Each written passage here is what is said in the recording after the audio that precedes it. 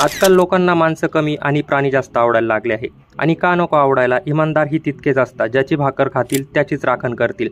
Personally आमच्याकडे सुद्धा लॅब्राडॉग जातीचे श्वान आहे, तुम्ही व्हिडिओमध्ये बघू शकता, त्याचे फोटो मी व्हिडिओत टाकून दिलेले आहे।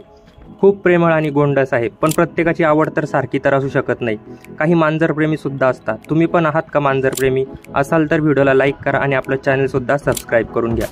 अशीच मांजरप्रेमी महिलेची घटना पुण्याच्या हडपसर सोसायटीत घडली आहे। पण प्राणी जेवढे चांगले असतात त्यांचा त्रास देखील आपल्याला तेवढा सहन करावा लागतो। या पुण्याच्या हडपसरमधील मार्बल बाउंटी कोऑपरेटिव्ह हाऊसिंग सोसायटीमध्ये एका महिलेने फ्लॅटमध्ये तब्बल 350 मांजरी घरात पाळल्याचे समोर आले आहे।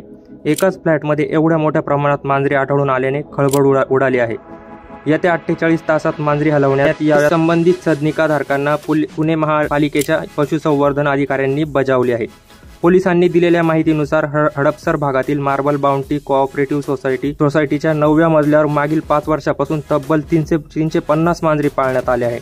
या मांजरीची देखभाल करण्यास त्यांनी 5 ते 6 कामगार ठेवले आहे।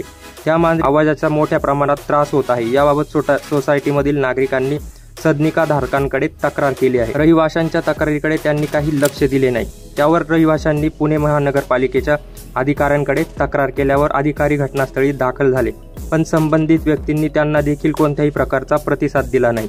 त्यावर अखेर हडपसर पोलिसांना याबाबत माहिती देण्यात आली। त्यानंतर पोलिसांनी घटनास्थळी दाखल होऊन फ्लॅटची पाहणी केली, त्यावेळी त्या फ्लॅटमध्ये 350 मांजरी असल्याचे आढळून आले आहे। सोसायटीमध्ये रहिवाशांची तक्रार लक्षात घेऊन मांजरी पाळणाऱ्या संबंधित सदनिकाधिकाऱ्यांना 48 तासात मांजरी हलवण्यात यावे याबाबतची नोटीस सुद्धा पुणे महानगरपालिकेच्या पशुसंवर्धन अधिकाऱ्यांकडून बजावण्यात आली आहे।